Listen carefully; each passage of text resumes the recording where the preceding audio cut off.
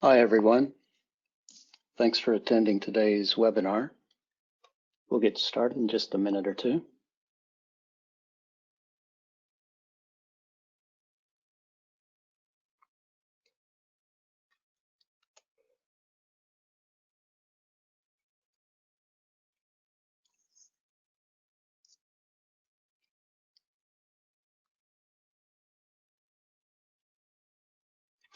I hope everybody's excited about the new year and the upcoming holidays and thinking about security for the new year.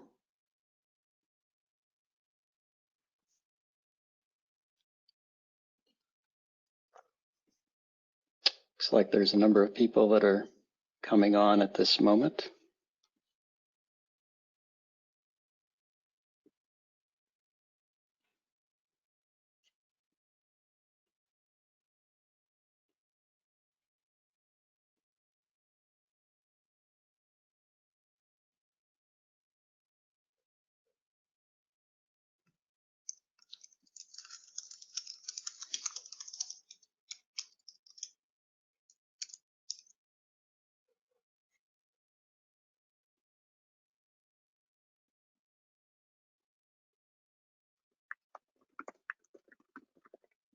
Just another minute and we'll get started.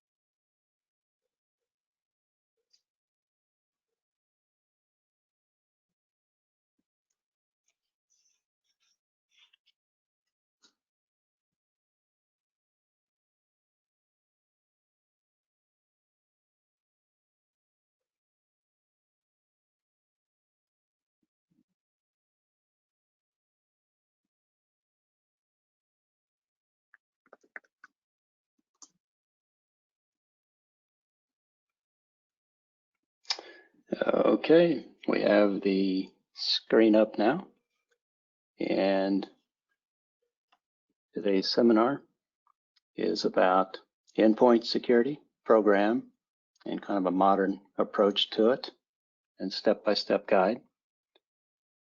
We still have a couple more people joining at this moment.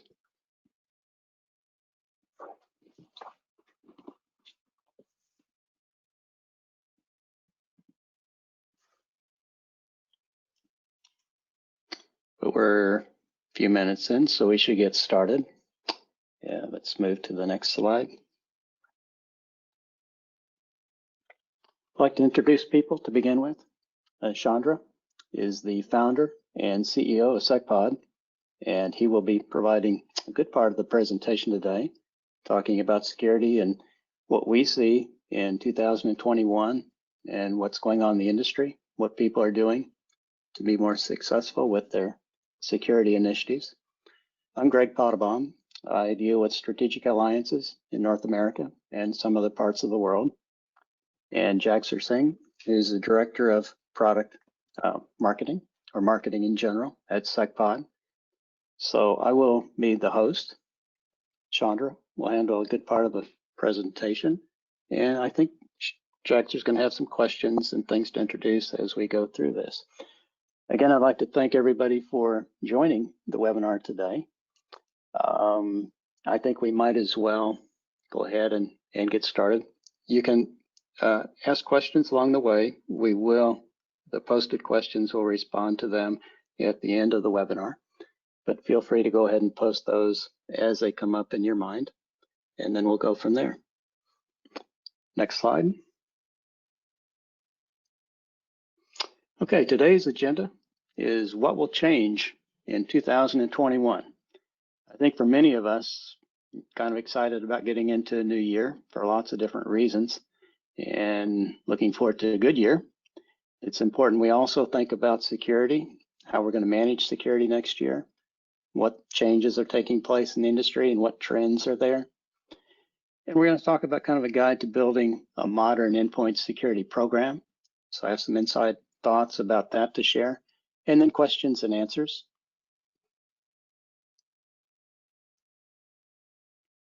Slide. So let's start off. What will change in 2021? And Chandra, I'll let you provide some insight from your view on that. Thank you, Greg. Good morning and good evening to all of you. Thanks for taking the time to be part of this webinar today. So the topic is building a modern endpoint security program the next year that we are all looking forward to. But typically when we talk about security program, it essentially encompasses people, process, and technology coming together. And there are many frameworks or guidelines that are out there which are advocating some of the measures that must be implemented to secure an organization and bringing in all people and process and technology together. One thing that is common to all of these framework is they're somewhat complicated, difficult to understand. And of course, if it is difficult to understand, it is difficult to implement as well. So I'm taking a slightly different approach to implementing a security program here. And that different approach is coming up with a kind of a checklist style of recommendations of technology that must be implemented to safeguard your IT environment.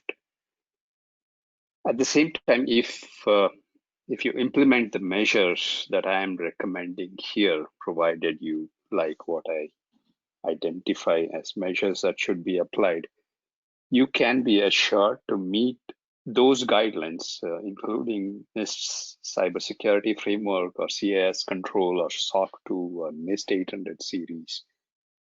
Much of these talk, of course, in different language, but essentially trying to come up with a framework of recommendations that must be applied for enterprise security. So doing justice to the topic, building a modern endpoint security program in the year 2021, we must definitely look at what is likely going to change in the coming year and something that we are all looking forward to for various reasons. So I've identified some of those items that I believe would be a change in the coming year. I'm going to highlight some of those. And based on that, we can then look at what are those technology measures that must be implemented to overcome these challenges or to welcome these changes that are coming in and how to deal with each one of them. So the first one is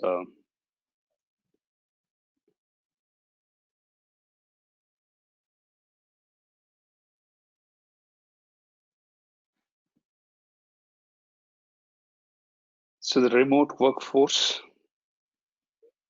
I mean, this is one thing that is introduced significantly as a transition that happened because of this situation. More people are working from home or wherever they are located. And this is going to be, I mean, something that has caught on for different reasons, but it is going to be something that will remain with in the year 2021 as well. So essentially making it challenging for the security administrators to implement security measures irrespective of the location of where these devices or users are connecting from. So the security has to be seamless, location independent measure that must be implemented. So irrespective of where they are connecting from, security must be kind of transparent in that sense, or location independent. So this is one thing that more and more organizations are going to learn to deal with as a situation, and organizations are already to an extent dealing with this change as of now. So the next item would be, like all of us, even attackers had kind of laid low because of the situation, and with more and more people connecting from different locations, whether it's public network or home network or wherever they are connecting from, there are a number of security loopholes that have got introduced, attack vectors that have got introduced, some things that we had not thought before. And attackers will also start waking up now to make use of this opportunity to launch exploits and to attack these weaknesses that are there because of this new ways of doing things. So I feel that in the beginning of 2021, we will see significant increase, at least in terms of the attempts that an attacker would do to launch attacks against these.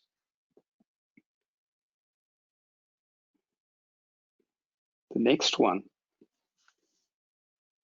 again, because of personal devices being used for office work, and you cannot have multiple devices for performing your duty. So personal and professional space will need to be distinguished within the same device, and that needs to be segregated or demarcated in terms of what applications that you use, what data store, how do you make sure that each of these are access controlled, or access to each of these are segregated and managed. As and when someone connects to an enterprise network, what access he or she has, that needs to be clearly defined as well.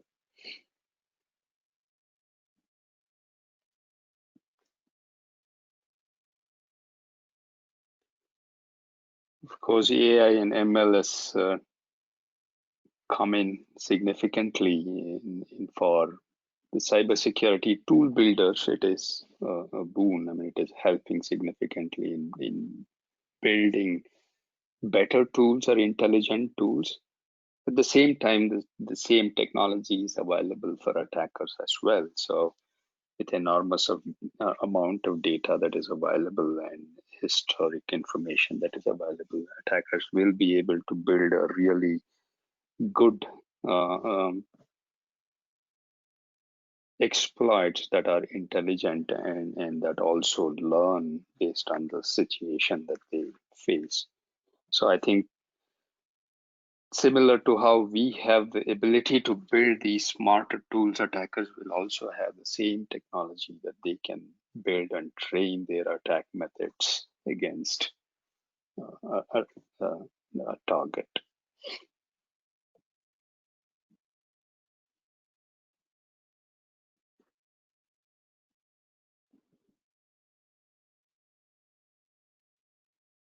Moving on.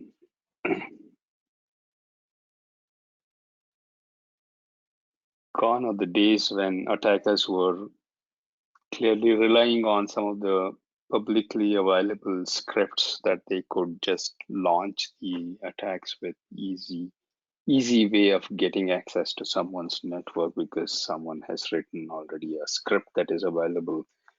All that you need to do is run some tools and launch these scripts, and you're more or less guaranteed success.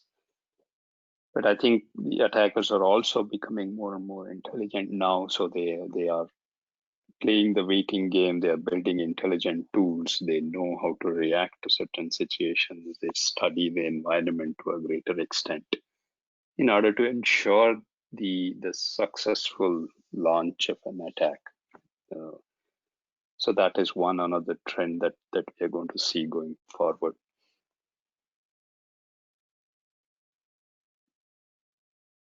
Next slide. Of course, the cloud continues to be more and more, in the sense into the computing space, it is becoming more and more of a norm. So virtual desktops is one thing that is slowly gaining attention, and a lot of organizations are relying on that technology. And one of the disadvantages that we have is that the shared security model is not putting the onus on one person who is supposed to own up security. So that will continue to be a challenge in the upcoming year as well.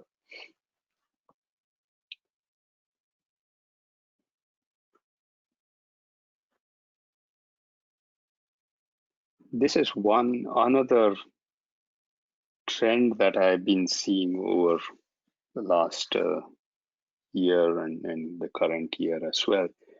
Security and IT teams have to start coming together to take ownership, because typically there's always this kind of a tussle between the security teams and IT teams who owns what. So security teams typically say my job is to identify a problem, fixing is not my issue. And the IT teams may or may not respect the findings, and some sort of a tussle continues to bother organizations. So I think as a trend, I have been witnessing the responsibilities are at a higher level are kind of colliding, and more IT teams are taking responsibility for security as well. It all makes sense because you will significantly eliminate tool duplication, investment in multiple similar tools being owned by both the teams. At the same time, there is a sense of ownership that will come in when you have these teams working together for the success of the organization. The success here is to safeguard the information assets that an organization has. So these are some of the changes that are coming in the year 2021. So summarizing, remote workforce are working from different locations is going to be the norm. And attackers will likely start waking up in the early part of the year to launch attacks. And seamless separation of personal and professional space would be a requirement going forward. AI and ML will gain prominence both from the attacker's perspective and also from the tool builders or the security administrators' perspective. A lot of more mature attacks will likely to come in because of the technology and also the focus that is coming in from the attacker's perspective. Cloud computing continues to be taking more and more attention, especially with virtual desktops becoming a concept accepted by most organizations. So securing them will also be an important requirement. And I see security and IT teams will start working together in tandem to safeguard the organization's IT assets. So we can expect, I mean, a good number of things that are happening on the technology and the advancement of the technology is concerned. At the same time, attackers also have the intelligence and the tools and technology available to them to build really powerful attacks and launch them against organizations of target. Thanks, Chandra. Thanks for these inputs. I mean, these are really insightful and then lovely as you put them together. My name is Jagsir. So just quickly introducing myself to everybody here. I guess I forgot that in the at the start, but yes. So at this point, I have a few questions for Chandra as well as Greg, and then just adding a little bit more to this conversation. Before we do that, I have one question for the audience, and then we'll go back to Chandra and Greg. So let me just quickly bring up the questions for our audience, and we'll take 10 to 15 seconds to get answers to them, collecting responses, and then okay, fantastic. The question is, do you think more attacks will happen in 2021 than 2020? Options are yes. Then another option is they will more or less remain the same. Third option is no, they will reduce. And I see almost 90%. Wow, those are amazing responses. So almost 90% of the audience thinks that yes, more attacks will happen in 2021 than in 2020. Okay, thank you. That's amazing. Now going back to Chandra. So Chandra, I mean, you put some very interesting points in front of us today. I do have a few questions for you based on what you just suggested. So one of them is, often we have heard that companies hide that they have been compromised, right? One of these, this is one of the reasons that we see low reported figures. And since you were talking about more attacks will start happening and attackers were laying low during pandemic. Now, do you think that will continue to happen or things will change? Will companies continue to hide that they have been compromised, or more of these will get uncovered in the coming times? Okay, it's an interesting question. I think in my personal view, I think more and more companies will start reporting security incidents out in the public, and there are multiple reasons. Of course, there is a moral responsibility for someone to go public and announce it that they have been attacked or and what has been compromised, etc. With anybody doing business, have a responsibility for their customers and other stakeholders. So it only makes sense to go public and announce it out there. I think the recent attack has been an exemplary example as well. So I think more and more companies will take responsibility to go public and announce it. So I think that the trend will continue to improve. In the past, that was not the case, and I think organizations also are implementing these security policies and guidelines, and also signing a number of contractual obligations to report a breach or an incident. So I think it's going to be, I mean, they all have to adhere to those obligations as well. So believe, I think that trend will continue to go on the positive direction. More and more people reporting an incident or an attack. Okay, perfect. So, and you did also talk about attackers are building tools, right? They're not writing scripts anymore. I mean, that seems scary. I mean, also, I mean, they were news that a couple of teenagers where I mean that they came into limelight because they created such tools that were never that had never surfaced before, right? Now, can you also give us some examples of some tools that you have come across, and are these I mean are these tools public as of now?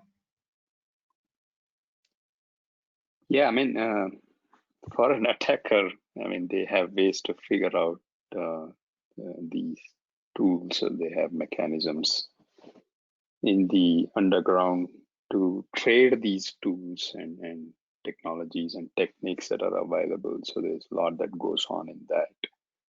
So what I mean by attackers are not looking at publicly available scripts anymore. Of course, these scripts are available. Earlier, attackers invariably relied on some of the publicly available exploits or the information that is easily available or some publicly available tools. It was all about learning how to run those or how to use those to their advantage. So I think with more and more organized efforts, attack efforts coming in, uh, like all of us building security tools for securing, they also have time and energy and money to invest in to build those powerful tools and capabilities to launch targeted attacks.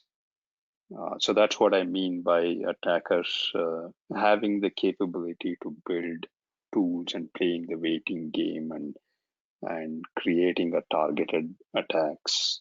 So it's not going to be just download something that is publicly available, run some things, run some tools, and just doing the attack. I mean, launching an attack for some fun or something. So I think it is becoming more and more organized.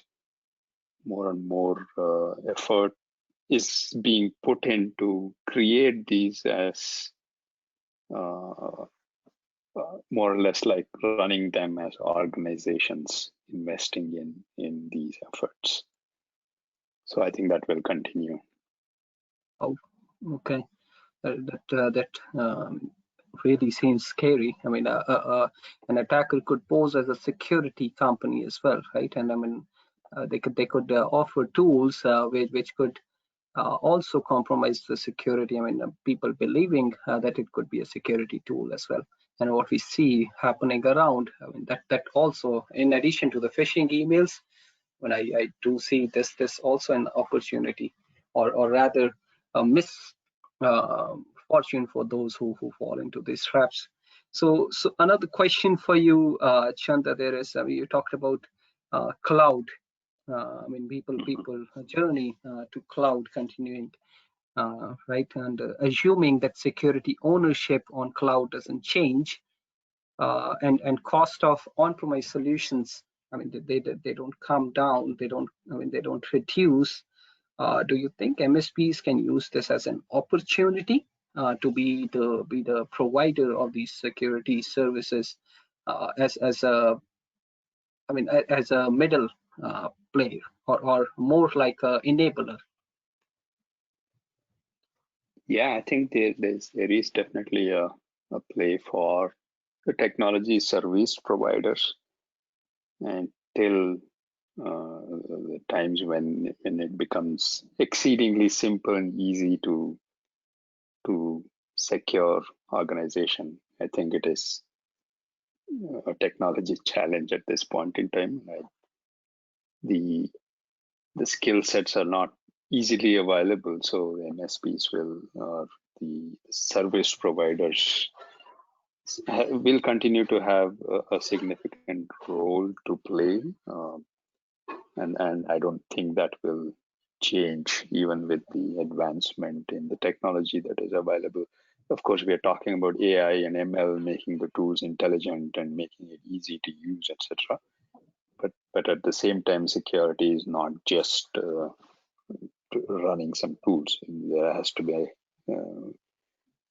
in-depth understanding of how things work and how the IT computing is evolving day-to-day basis, and that knowledge is very essential for securing an organization.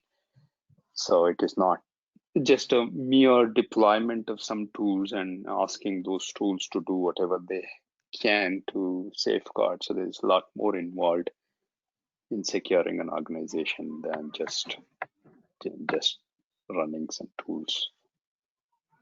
Oh, that's interesting. And since you touched upon the last point being security and IT teams will start merging, but that's kind of there's kind of a tug of war that goes among the security and between the security and IT teams, that who's the owner, and I mean who owns security, who owns IT tools, etc. Right? Security teams fighting with IT teams that they can't do this, they can't use those tools, and then when you talk about these two teams merging, I mean it's something that I can't fathom, right? I mean it's hard to fathom that the tug of war will end, and you'll see both of the teams working together on achieving security and managing these tools, right? So are you suggesting that these tools, as we know them, will no longer be looked at by separate teams and just one team in the future? How will that impact the current landscape of products? Yeah, I think if that were to happen, I think it's an ideal situation to reach. Okay. But both the tools requirement will use, because there are overlapping capabilities that each of these teams will end up investing in, and of course it increases the tool budget for securing an organization. But at the same time, what I am imagining, at least in the near future, is that at the higher level, people will have a common ownership for securing and managing these the devices and the information that they carry, and that will be a good trend for the ecosystem. Of course, the tools will come together, and the ownership will also become unified. So I think that is a good development for the organizations. Mm-hmm. Okay, I mean that's I would love to see that happen. I mean, two teams to interact with, and then just one team making all the decisions, and then I mean that's going to be an interesting as it plays out. So I've asked too many questions, I guess, to you. Craig, you have been silent thus far. I have one question for you. Since you interact with a lot of peers in the cybersec space, right, and not only organizations, but you also interact with a lot of other vendors and partners in the cybersec space. How do you see they are planning to address some of these issues? Okay. Well, first, I agree with the people here that I think the attacks are going to increase next year. The question is more how many breaches are going to occur, or successful exploits. How can we prevent that? And I think when you look at the security vendors, many of the vendors are looking at broadening their product coverage. For example, rather than just providing scanning and information about what's going on, but add more risk mitigation capabilities by integrated patching or configuration management, compliance checks. So I think we'll see more of that from the vendor standpoint, and even RMM type companies, remote monitoring management companies, adding more security directly into their products rather than just IT type services. So I think the vendors are number one, they're going to keep developing products and make them more intelligent and hopefully easier to use. and more effective and probably broader so that they cover more areas.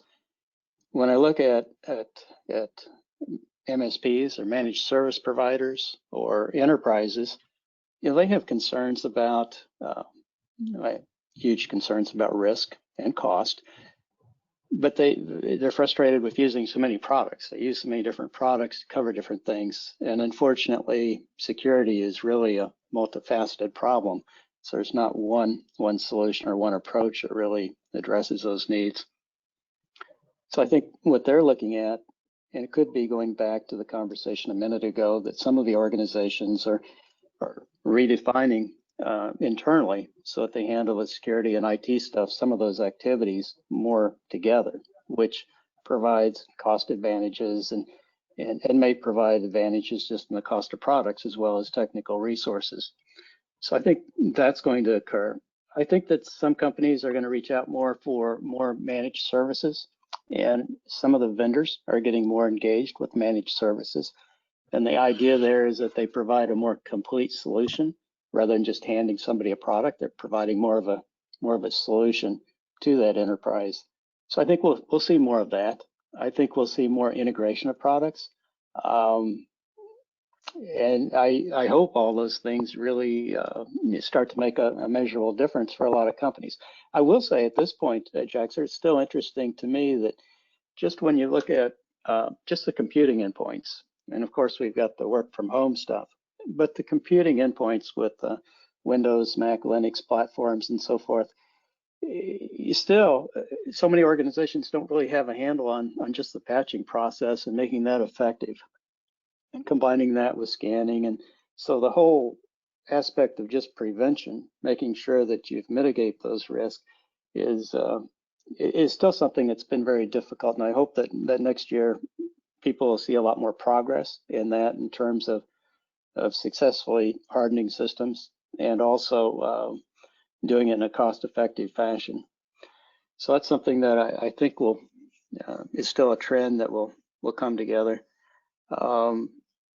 I think it's a multifaceted problem, and I think those are some of the things that people will look at next year. Yeah, perfect. I mean, I do hope to see everybody coming together to solve this challenges. I mean, the various challenges that the lockdowns and then remote work environment has put in front of everybody. And I think yes, a lot more should happen, and a lot more collaboration should happen among vendors and solve those issues or problems for enterprises. Thanks, Greg. Thanks, Chandra. I'll let you navigate through rest of the session. I might have some questions in between, so I'll keep asking my questions when I get them. All right, sure. Thank you. All right, so the next part of the session is actually doing justice to the topic that we decided. How do we put a security program for endpoints in particular? So the recommendation that I'll have as a follow-up after this slide is purely focusing on the endpoints, especially the client-side computing part.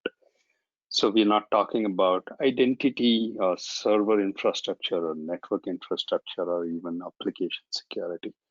I mean, each of these 5 elements need to be independently looked at and also holistically looked at and come up with a security program to protect and safeguard each one of them. But the agenda for our topic today is purely focusing on the endpoints. So the next few slides, I intend to provide a sort of checklist, I would say, that you would consider implementing to safeguard the enterprise endpoints in the coming year. So moving on. Any security need or a requirement can be identified in these four containers as four sort of buckets, if we can call it. Either a physical security or information security or cybersecurity, all of those requirements can be defined within these four major broad topics. First one is identify and or protect. Second one is prevention. Third is detection and response. So when I say identify or protect, it is all about knowing what is that we are trying to safeguard and then putting in prevention measures to safeguard that particular purview of all the IT assets that we are looking to secure. So the next layer would have establishing prevention posture, which is studying the weaknesses continuously, understanding those weaknesses and mitigating those weaknesses so that it is hard for attackers to attack or conduct an attack or a successful attack if we were to become a target. And the third layer would have detection capabilities. So this is where continuous monitoring required to detect attack attempts or ongoing attacks or attacks that have already occurred.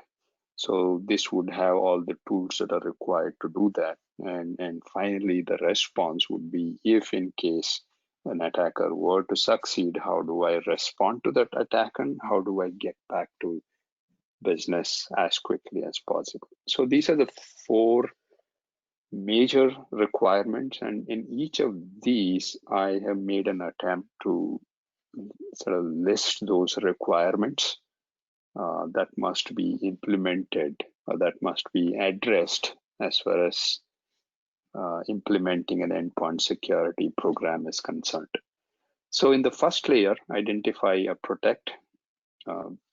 As I mentioned earlier, it is important to have visibility to the asset. So the asset is the devices that are participants in the enterprise computing space, and also the information that each of them carry, whether it is sensitive information or not. So how do I mean, getting to know all that I need to safeguard. What is my perimeter? Where are these devices located? What sort of devices are operating within my environment? Who is allowed to access and who should not be allowed to access? So all of that knowledge is very essential, or rather a precursor to implementing any security program. The second thing is to have an identity and access management in place. So with a lot of applications that are being accessed by people connecting from different locations. So it's important to have a common identity management mechanism in place. So seamlessly, these users who are accessing different resources are having access in a single sign-on mode, possibly implement multi-factor authentication for sensitive services, and also clearly defining who should have access to what and at what level for what level of access is needed for each of those resources that are being accessed. This is extremely important now because of location independent connectivity that is being provided to most of the workforce. The third thing is to understand the data sensitivity, know what is the data that I need to safeguard, what is confidential and what is not, what is public information, and accordingly implement mechanisms to prevent these data theft.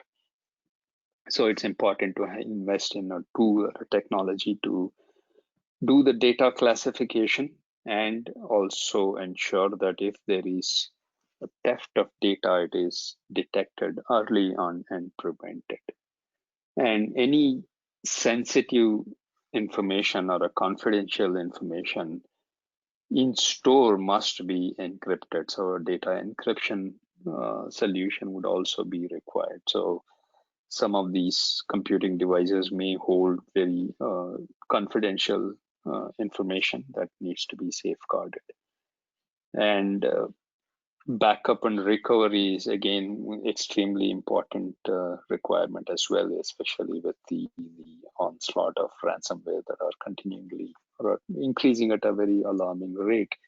It's important to encrypt the data that is confidential, and at the same time keep a backup religiously, and being able to recover in case of some sort of an attack. So it is very important to have that recovery reduced to minutes or reduced to as low as possible, the recovery time. And also important to invest in personnel security training and making sure that people are aware of the security norms or practices and guidelines that must be followed by each and every participant within the organization. So these are some of them are really, really simple and easy to learn techniques in order to not fall prey to some of these attacks. So as part of the protection layer or the identification and protection layer, these are the 6 investments or methods or mechanisms that any organization must implement in order to safeguard their endpoints from being attacked. Now, the second one is prevention. So talking about prevention, it is about continuously assessing weaknesses, assessing the mechanisms that are in place, and also across the IT assets to understand what weaknesses are there, what vulnerabilities are there, what risks are widely open, what systems are unnecessarily allowing themselves into an attack. So all that needs to be a continuous process. It has to be as automated as possible to do a risk management, and at the same time being able to respond to those risks that are identified. So most organizations do a good risk assessment exercise, but fail in follow through, which is the implementation of mitigation to overcome that particular risks. So again, these are the 6 different requirements I would highlight as part of the prevention. One is to perform a continuous automated vulnerability management program, and then automating the patch management as much as possible to eliminate those vulnerabilities and the risks that are widely open that could be easily exploited by attackers. And also invest in system hardening. Much of the operating systems that are in use are having some of these weaknesses and loopholes that are widely open for attackers to exploit those weaknesses, whether it is a password policy or certain encryption strength not in according to the required level, or it can be outdated protocols that are highly vulnerable that could be easily exploited by the attacker. So all of these need to be performed. I mean, a posture analysis must be performed to identify those weaknesses or misconfigurations and eliminate those or harden those systems. So it becomes even harder for attackers to exploit those. And the 4th requirement is to, again, having continuous visibility to the IT environment, but at the same time, performing an exposure analysis. Do I have an outdated application? Do I have an unwanted service? Do I have some rogue application installed, or are there some entries within the environment which is not supposed to be there? So this is where the exposure analysis to know what assets are there and what weaknesses are there in each of them, and eliminating those. The 5th thing is to continuously monitor the security controls.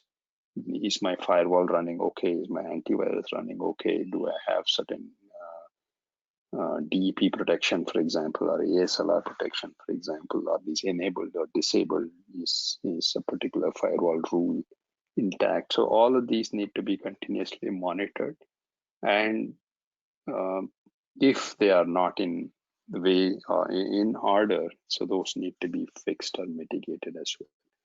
And finally, a file integrity protection mechanism, at least for the confidential or sensitive information, operating system files or application configuration files, etc. So those need to be integrity protected. So we need to know if someone is modifying, an unauthorized modification is taking place in any of those. So if we were to implement these 6 mechanisms on the endpoint, I think we would have put a better security posture, making it extremely hard for attackers to succeed in launching the attacks. Ultimately, each of these layers is putting a hardened posture, making it harder for attackers to succeed. And all of these recommendations are essentially implementing a cyber resilience within these endpoints. So moving on in the detection. So Chandra, just so since you're talking about prevention, I just had one question here. Is we were talking, so at the start of this year, and then the first 6 months we came across the study right away in one of the by one of the publishers, that there was 150% increase in the vulnerabilities reported in the first 6 months, right? And this was published. And then I'm just trying to imagine the number of vulnerabilities that would have been exposed in the second half of the year. But how frequently would you suggest an organization should run a vulnerability scan? I mean, you did mention that it should be continuous. So would that mean it's going on all the time? Yeah, continuous if it is automated without a lot of manual efforts in running the vulnerability scanning. I would recommend it to be a fully automated day-to-day approach.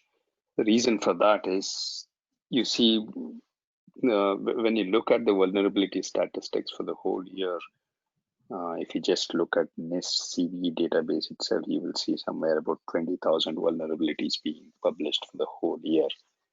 But that does not come in once in a while or something like that. So these vulnerabilities are being discovered every day. So on a day-to-day basis, you will see about 40 to 60 new vulnerabilities being added into the vulnerability discovered or known vulnerability database itself. And there is a significant percentage of the vulnerabilities that never get disclosed in the public, but they'll continue to be attacked by or exploited by the attackers. So it is extremely important to make it into a day-to-day automated process, of course, without affecting the productivity.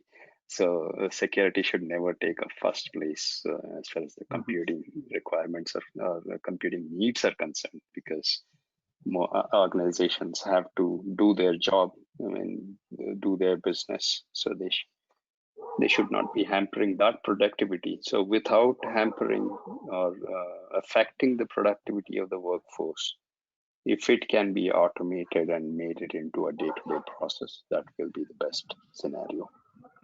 Okay. Thank you.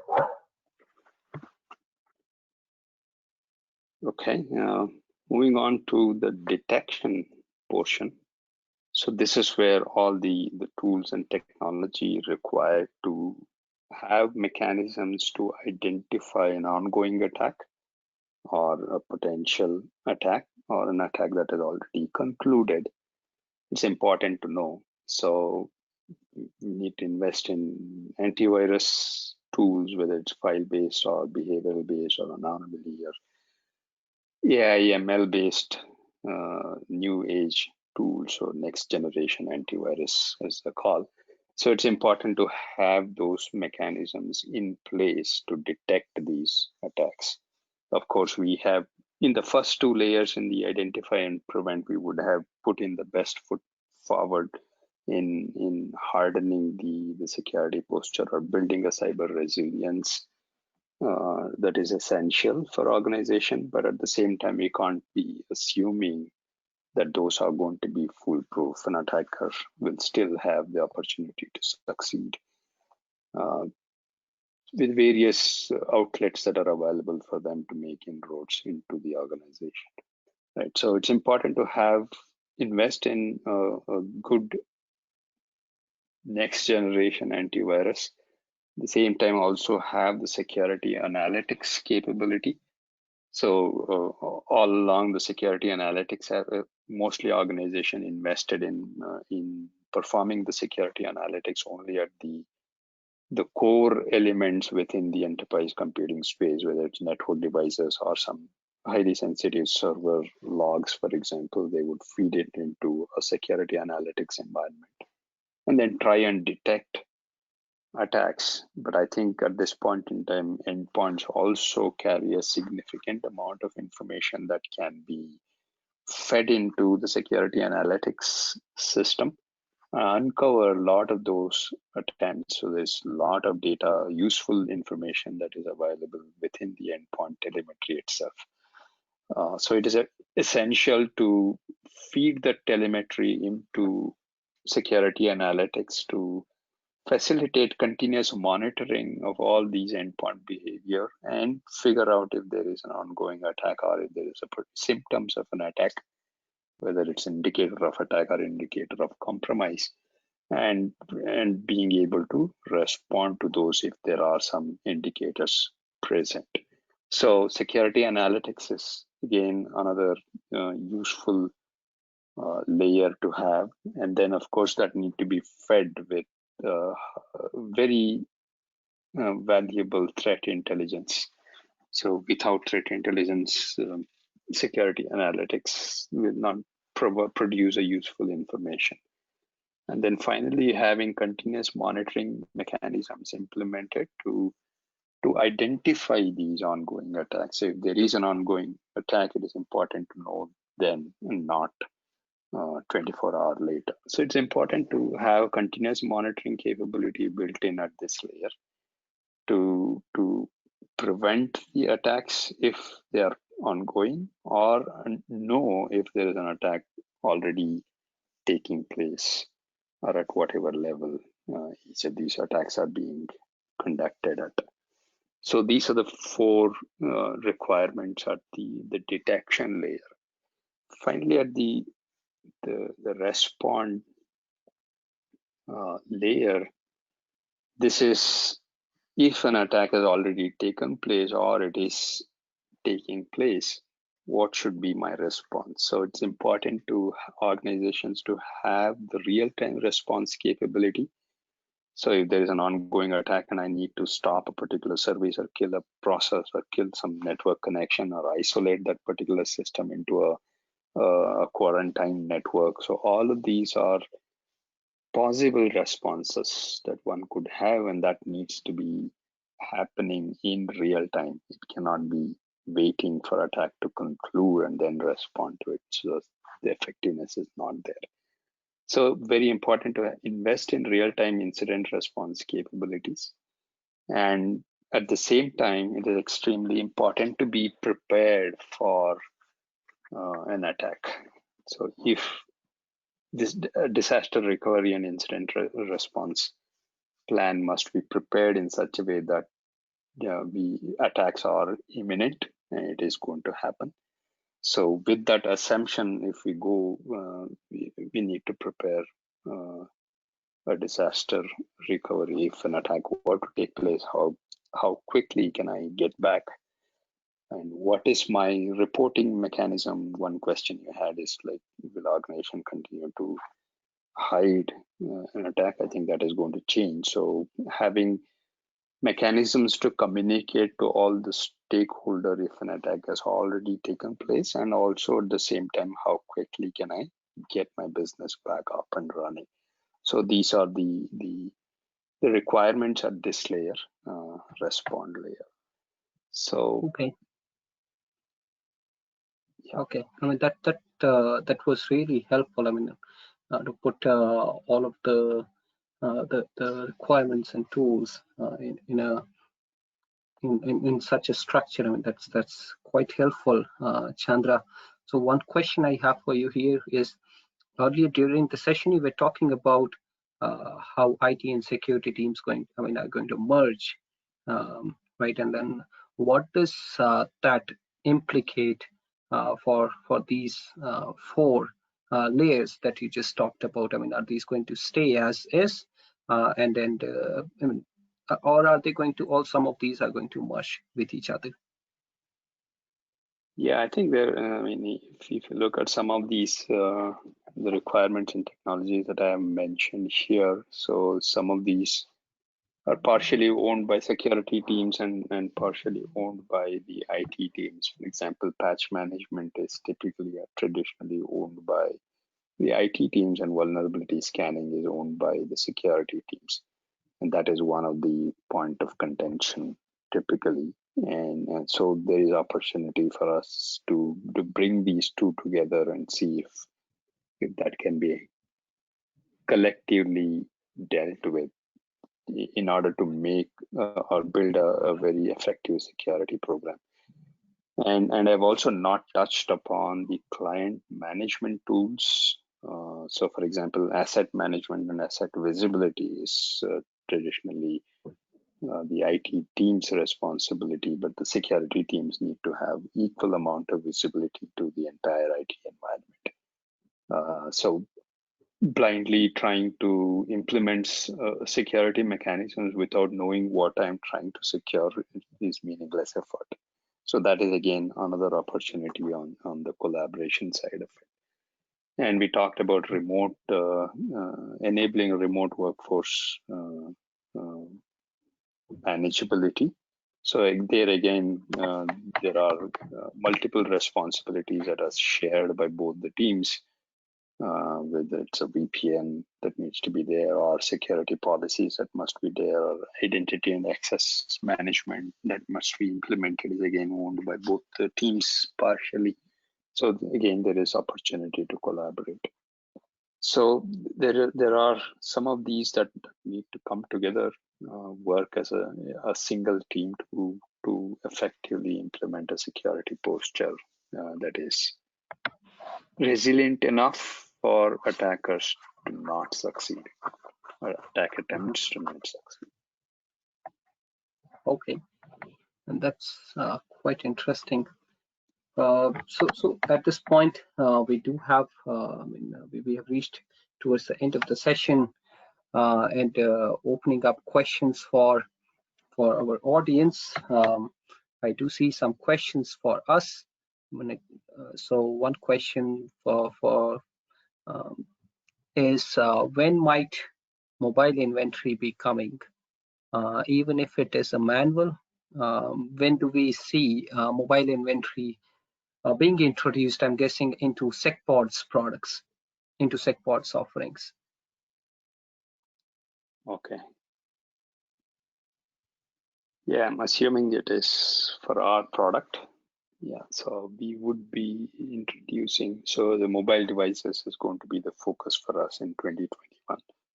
Today, we don't cover the handheld devices, so that 2021, we should have that capability coming in.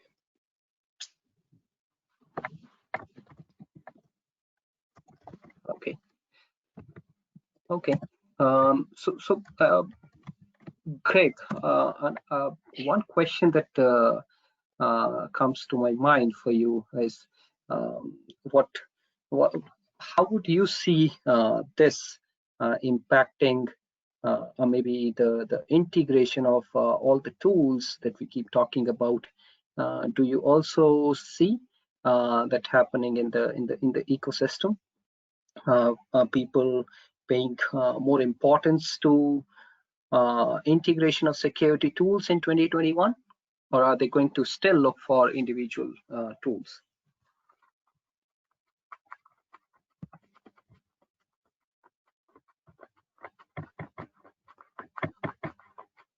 Greg? My apologies. Embarrassing. Yeah, I think there's going to be a lot of integration of tools. And if you think about the process and what people are looking at, in the past, we've had so many tools that would identify risk through different types of scans and so forth. And it's great to know what the problems are and what your risks are. But I think today, it's really mitigating those risks. So integration with the scanning capabilities, so you get the visibility on your devices, you know what's going on, you know what your risks are, but then having a pragmatic, easy to work process to mitigate the risk through patching, for example. Integrated scanning, patching makes a lot of sense, and people are moving towards that. And I see a lot of vendors besides ourselves doing that. The other thing is that if you're doing scans on a daily basis, it's also relevant to know what all your configuration information is on those devices. So again, to properly have visibility into the configurations and to then mitigate risk there by also making changes quickly and easily across all your devices is really paramount. And of course, that supports the configurations support the regulatory standards, NIST 800 and different frameworks and benchmarks. So all that kind of comes together. And the risk is, now I'm seeing companies that are looking at cyber insurance. You're trying to get cyber insurance and so forth. And even when you go down that route, you also then have to demonstrate that you have a certain level of hygiene, cyber hygiene implemented as far as practices. So there's really no getting away from having to have devices in an environment that's properly secured to minimize those risks. And to do that, I think you have to have integrated processes. Again, it's a multifaceted problem. A lot of it is on the prevention side. There's other aspects to do once somebody has a breach or an exploit. I think the prevention is paramount, and for that, I think people need to have more integrated solutions. So. Yeah, I mean, I believe the framework that Chandra just introduced us to, I mean, is going to address a lot of requirements and then a lot of things that organizations can do relating to their endpoint security and management. I can't thank enough. Thanks, Chandra. And then before I hand it over to you, Craig, one last question from the audience is, what is the value add by SecPod to help customers protect endpoints? I think Chandra would request you to give us an answer there. Yeah, so our platform, Sena now is built for putting a cyber hygiene posture for endpoints. So what I mean by cyber hygiene is the prevention layer that I talked about in this slide. So if you were to go back, Jexi, to that particular slide where we had all the requirements on prevention. So all of these are coming together within a single platform in the form of tools to establish a resilient posture for the organization's endpoints.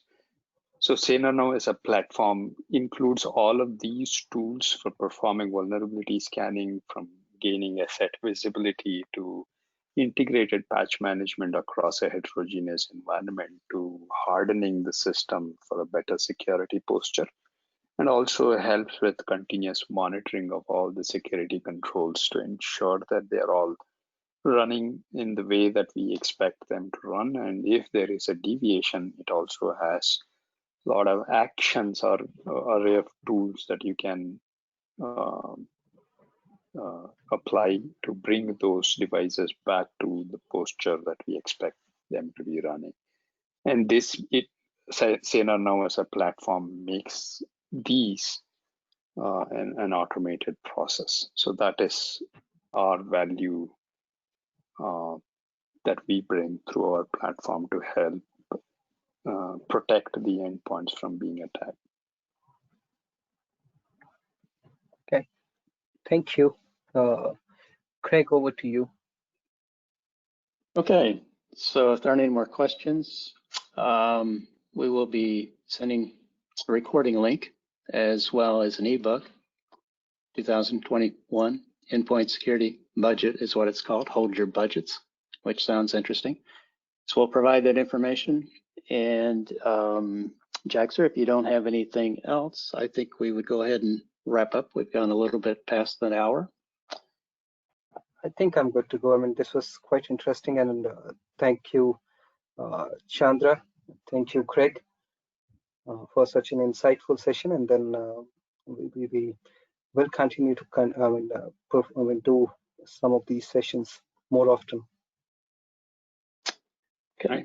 Thanks everyone for attending. Thank you.